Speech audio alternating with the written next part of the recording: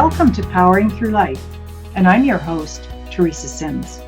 Each week on Powering Through Life, my guest and I will discuss a special topic that is close to their heart. Together, we will explore the challenges they have faced in life and learn what strategies and tools they have used to power through their life. So welcome to Powering Through Life. Hey, and welcome back to Powering Through Life. Today, I have a really awesome guest with me today, and her name is Susanne Carpenter. And Suzanne is just north of Atlanta in the USA, and I'm not 100% sure how we connected, but you know what? It doesn't matter because we are connected. And oh my goodness, we are going to have some amazing conversation today. Yes, we are. I'm so glad to be here with you today. Thank you for having me on. Yes, welcome. Suzanne, tell us a little bit about your background. Sure. Okay, so by trade, I'm a certified nutritional consultant, which basically means that I clear up food confusion so people can win at losing weight. I realize that people have a serious problem, like women are suffering because they're frustrated and confused about what it takes to lose weight. So I developed an online program to help them understand how to do that, so that when they get their weight right where they want it, they don't have to suffer anymore. Now, that's what I do. But at home, I'm a mother of 4. I've been married 24 years. Like we already said, I'm just north of Atlanta. And I have this ability that at least like once a quarter, I can still turn laundry pink after all these years. That's a talent. I'm telling you, I'm always like, I did it again. So I stumbled into this line of work by accident. I started out teaching first grade when I got out of college, and I've always had that ability that when I understood something complex like science, I could explain it in a way that a first grader could pick it up, and that's always served me really well. Even in my years of being a stay-at-home mom with my kids, just helping them through their schoolwork. And then in 2009, we hit a roadblock. You know, it's like life's going to throw you a curveball, and it's not if, really when. And I had been carrying a secret my whole life, like since I was and I had never even told my husband. So we ended up taking a 40% pay cut in the first recession in 2009. And at the same time, I ended up in the hospital with a full bowel obstruction. Spent a month in there recovering. And when I got out, we were moving to follow my husband's career. So I bumped into a direct sales company when I was going to work out. And I saw it as a way I could stay home, but I could keep my family on track, fill in the gaps. And while I was in that space, all of a sudden in this nutrition space, one of the doctors I was talking to said, hey, you know, you said you would die for your kids, but would you change for them? And I thought, uh-oh.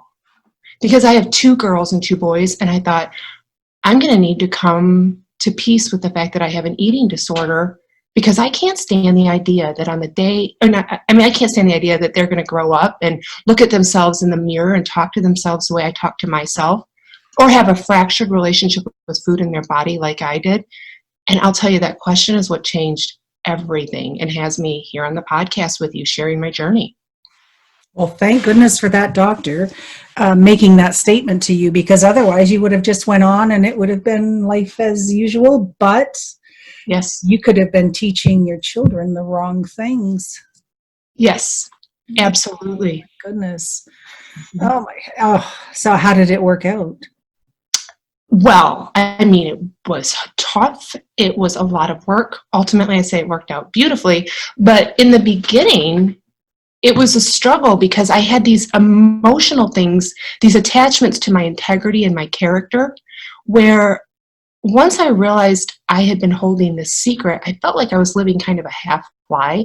And so there was a point where if I was going to seek help and fix this, I had to be willing to do something different than I was already doing. And the tension is, I was already giving life 110%. I was already showing up and doing the best that I had.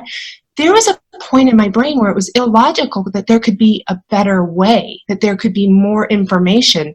And that felt like I was falling into trust. It was just like I was free falling, hoping that this was going to work out. So I first decided that I was going to pursue this. I second practiced by writing in a journal just so that I could find a little bit of brave, because I thought my bones were going to fall out if I really told the secret. I had made the shame huge in my mind. I wrote this big story about how I'd be unlovable and unlikable. So I sit down with my counselor and the dietitians, and I was paying people, and they were the first people that I told. And it was really because their relationship wasn't as close to me, but I was met with love and understanding. And then they filled in a couple of knowledge gaps for me that were key about food and about exercise that let me see, because it was based in science, I could try something different and maybe have a different result. Now that took time, but it was well worth it all these years later. Yes, absolutely. And nothing worth having happens right immediately. No.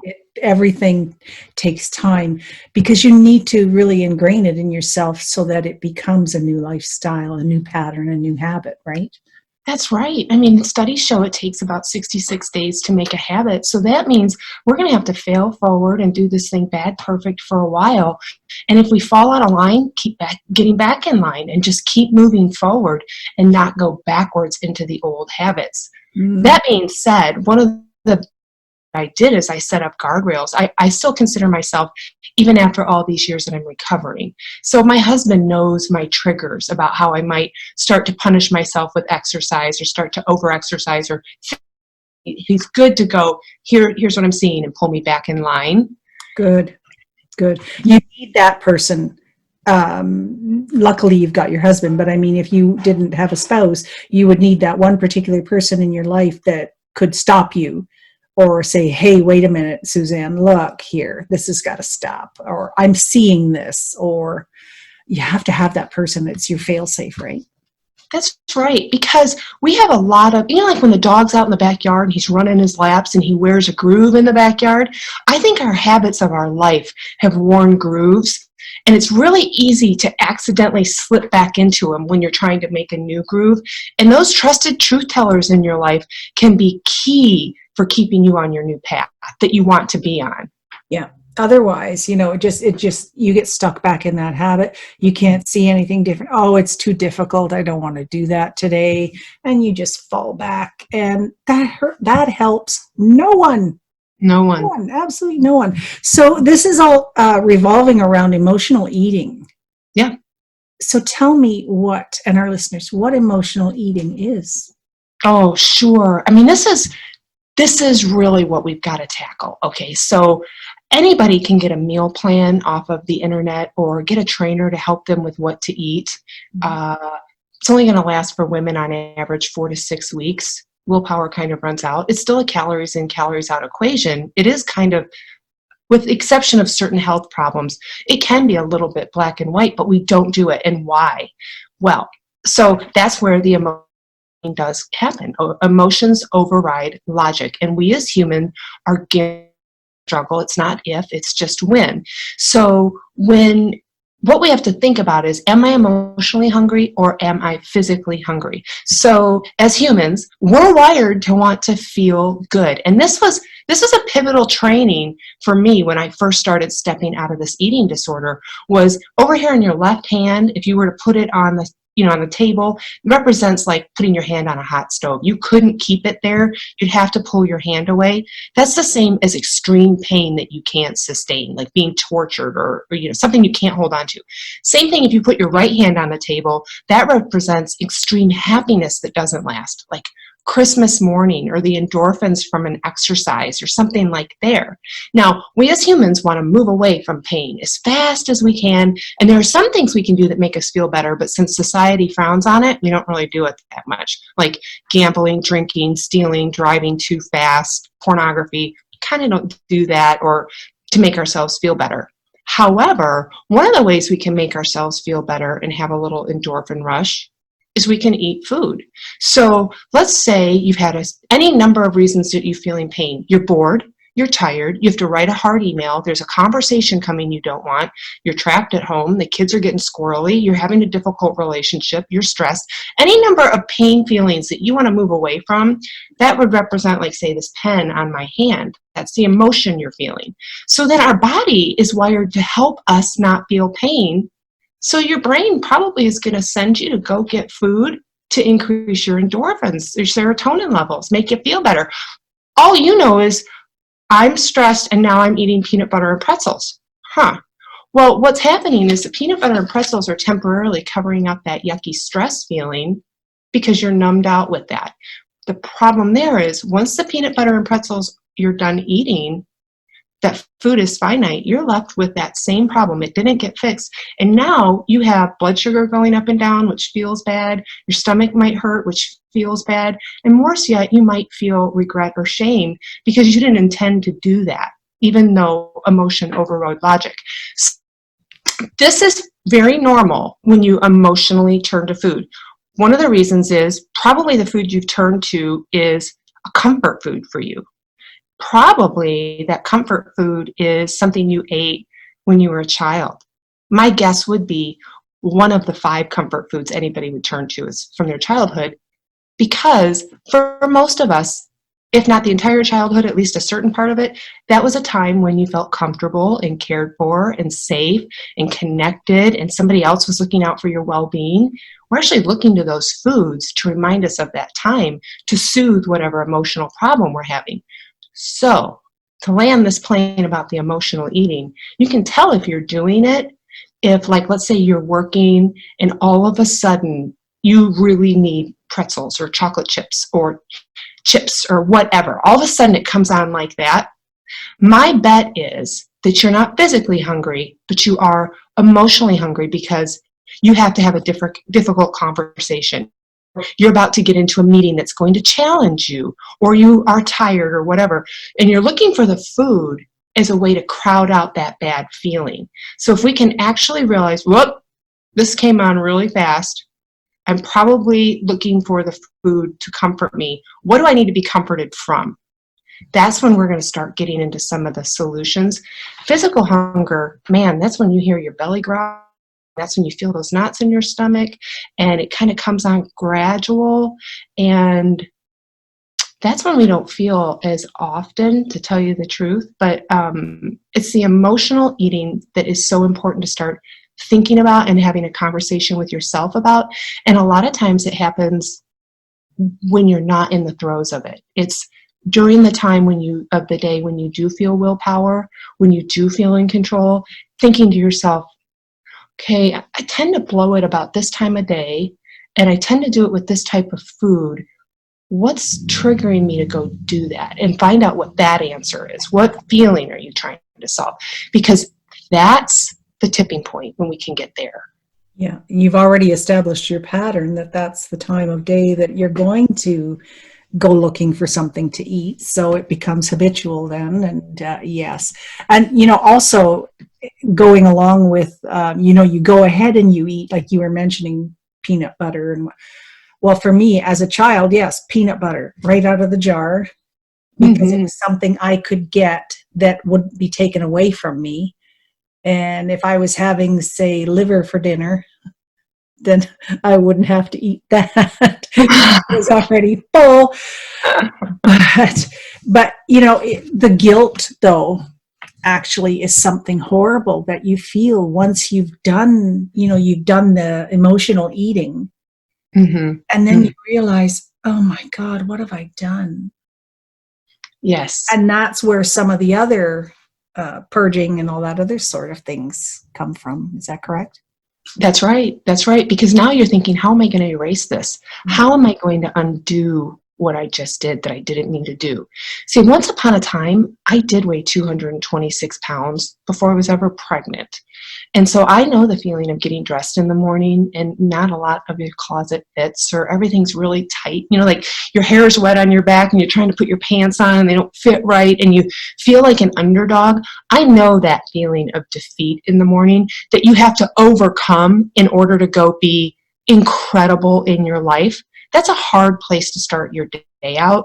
And so I'm on a mission to actually go back in and teach what we didn't learn when we were in high school that I needed to know. If I would have understood the principles of protein, fat, and fiber filling my plate when I was a girl, I don't think I would have gone my life with this eating disorder, because I didn't understand what foods to pull together to turn off all these hungry hormones so that I could rev my metabolism, have weight loss without hunger, maintain my weight without being hungry, and then turn off all these craving clues or cues that naturally happen as a woman. And it has to do with we're just not putting the right combinations of food in our body.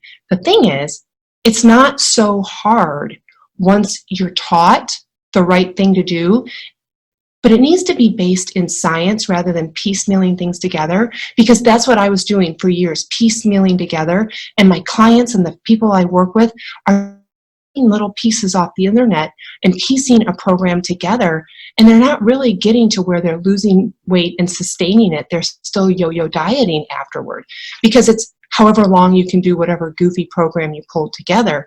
So remember that feeling when you had to study for a test and you had all those books on your desk and you were overwhelmed because the deadline for the test is coming and you're thinking, what do I need to know? And that stress feeling? Okay, and then you know the feeling when you finish the test and you're going to the car and you can almost feel the information leaking out of your ears. It just didn't stay. Yeah. That's the visual that I have for most people when they decide that it's time to get healthy and take the weight off. And it's not about what pant size you wear and about vanity. It's about looking and feeling your very best and being healthy. But when you begin to look feeling something together, it feels so overwhelming. People stop before they ever start. Yep. And that's where I just took the superpower of I can explain science really easily, and I'm pushing it out to the world, because there just doesn't need to be this lack of knowledge and confusion and overwhelm around the space. I mean, there just so many people are fad dieting. It breaks my heart. I can't stand the idea that on the day somebody dies, that they're still struggling in this one area, because success leaves clues. You know, I mean, if you're successful in business, in relationship, in finance, in raising kids, wherever, sports, that you've had success, it's because you've used compromise and discipline to excel there. You use it in the same space here. Most people are missing just the core pieces because the space is so crowded and they're overwhelmed. Very good information. Oh my God, I like that. That we need to have a conversation after this recording. Yes, definitely. So what are some practical things that the listeners could do right now? Yes. Okay, let's right away just start looking at our plate for protein, fat, and fiber. I'm going to talk about fiber in just a second. We need a little bit of fat because it's decadent. It slows gastric emptying. That means you're going to be full longer. I have all the science behind me, but we need to know practically what to do. We need a little bit of fat on our plate. We need protein on our plate. Man, that tells your cravings to turn off for carbs. It also helps you feel full longer. And it protects lean muscle, which is your storage tank for carbs.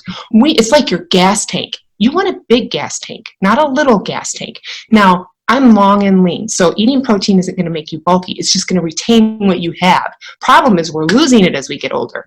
So on your plate, a little bit of fat, protein, and then this is the key.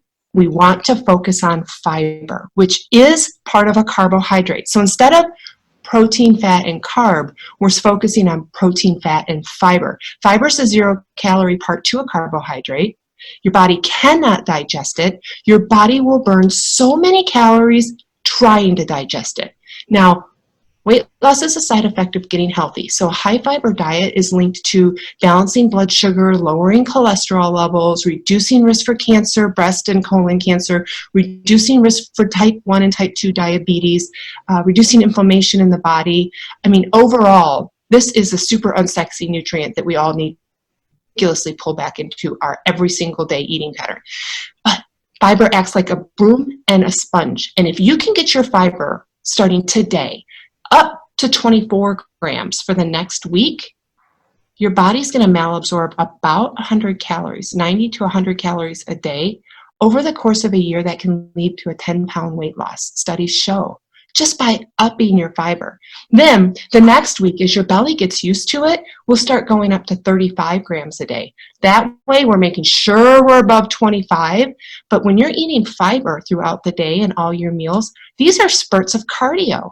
Your body can't break it down but your GI tract is burning ridiculous calories trying to. You will feel full because fiber has bulk, and your skin will be clearer, your eyes will be clearer, but you can have weight loss without hunger. And when you do protein, fat, and fiber at every meal, it's going to turn off like 8 hungry hormones, and biology is going to be working in your favor, and you're not going to have to fight as hard. Here's the thing. Let's just win the first third of the day, though. Like, let's not overwhelm this thing, because we can't, we have to have like little practical steps, and we're, like we said before, looking to create new habits. The first part is like, let's just get the first meal of the day right. And then let's try and do it again the second meal of the day. Let's baby step our way in here. We didn't get here overnight. We're not going to get out of here overnight. And we're looking to create a lifestyle, so that's going to take time, and you have time. Excellent. Oh my goodness. Yes, I definitely need to have a conversation with you, my dear. So, Suzanne, what is something you wish your 20-year-old self knew? Or what would you tell her now? Do you know, I love that question so much. And this is the one where I don't want to tear up, but this is why I developed a program called SOS, or Suze on Your Shoulder. I'm talking to her. I'm trying to solve her problem, my younger self. Actually, in many ways, I'm trying to rescue her from the life that she led. I don't want her to feel confused about food. I don't want her to feel hopeless, like food has control. I want her to feel like she understands that she's not going to have to worry about gaining and losing weight for the rest of her life. I want her to know that this is a battle that is going to end, where you have a role model that's going to show you how. The whole reason I've done this is because I'm talking to that girl. And I know there's so many people like that. Yeah, there definitely is. I was one of those. So, yeah, it's a difficult conversation to have, and difficult to hold. You can learn something, but if you don't keep applying it, it's like using a muscle. If you don't keep using that muscle, it will atrophy. So you need to keep working at it, no matter whether you think you've got it settled, solved, fixed, whatever. It has to become a lifestyle change, I think, in the long run.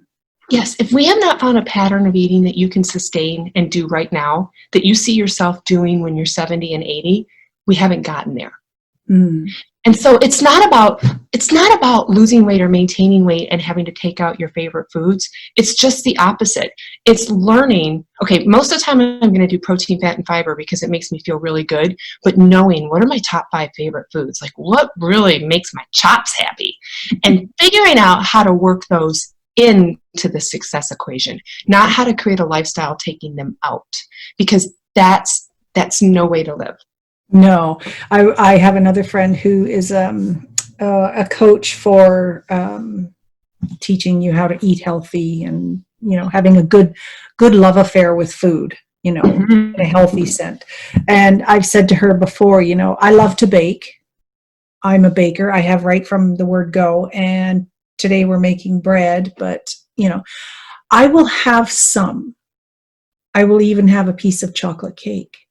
Because if I don't, my mind is going to bother me to the point where you have to have it, and then you may end up having a bigger piece. Or you may end up having 2 or whatever. But denying yourself, I think, is not necessarily the clearest way to go either.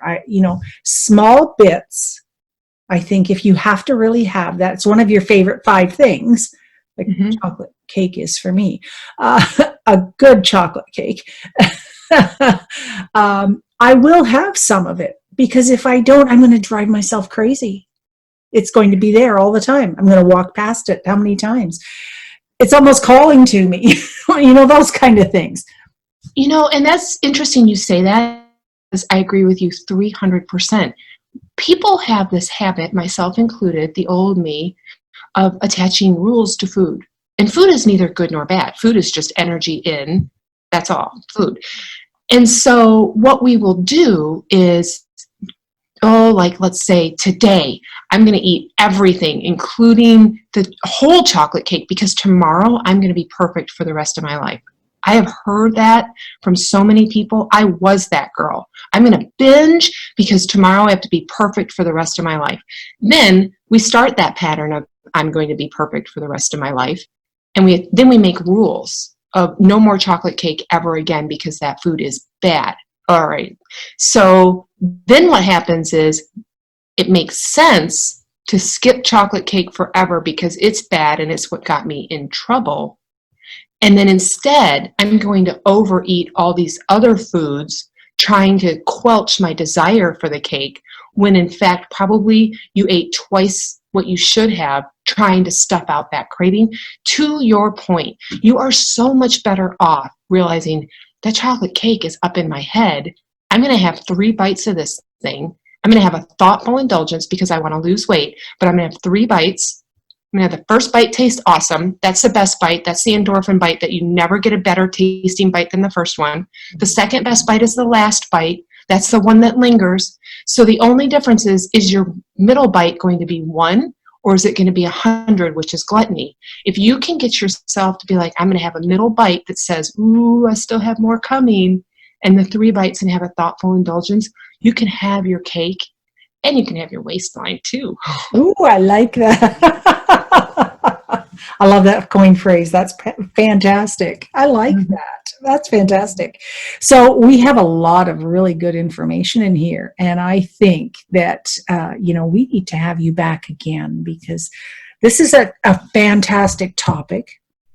The individual who's listening to this, they can have their peace of mind and have that indulgence, but they can also learn new ways to take care of themselves so that their weight stays reasonable. Yes. Lose weight. Yes.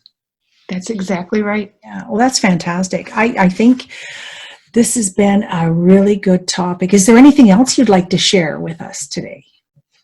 Well, I do have something for your listeners, but before I tell you about that, today's a really good day to start right now with whatever you need to start with. It may not be your health or weight loss. It might be something else, but no matter, this is the day to start because consistency compounds. Small actions over time create tremendous change. I think we underestimate the power of just starting and showing up every single day to get better than the day before.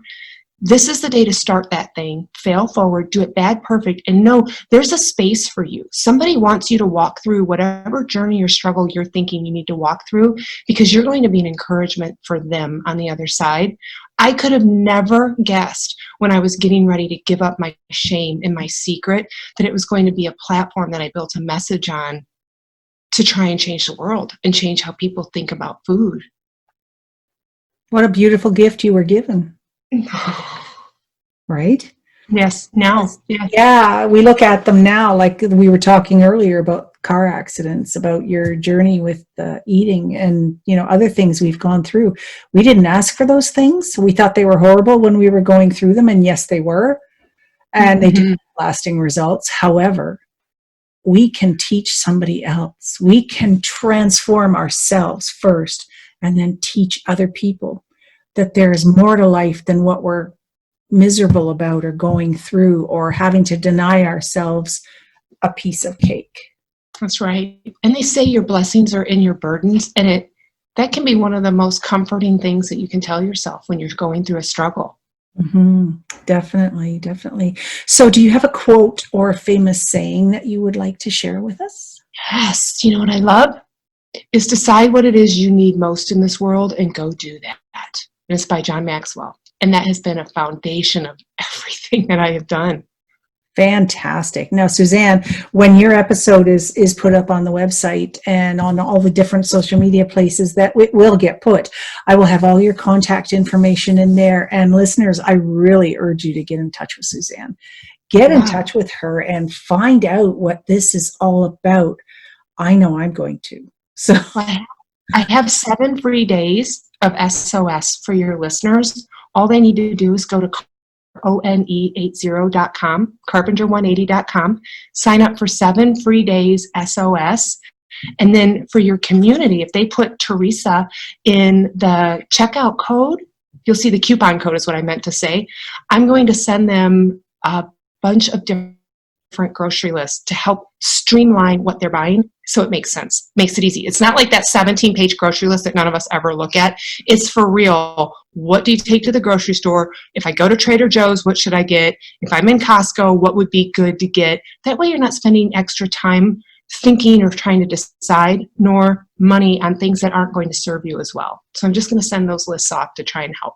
That's fantastic. Thank you, Suzanne. I really do appreciate that. And listeners, you better take advantage of that one, because that one we all need help with, don't we? Mm-hmm. Mm-hmm. Thank you, Suzanne, for being such a great guest today. I'm really looking forward to chatting with you again. And listeners, get in touch with Suzanne. She knows her stuff. And we will see you again next time on Powering Through Life. That brings to a close another great, inspiring interview on Powering Through Life. Thank you to my incredible guest for sharing your thoughts and wisdoms with our listeners. If you would like to connect with us, go to www.teresasims.com, and there you will also find all the previous segments from many amazing and inspiring people. Remember, don't be shy. Reach out if you have any questions, or just leave me a comment. So thank you once again for listening to Powering Through Life.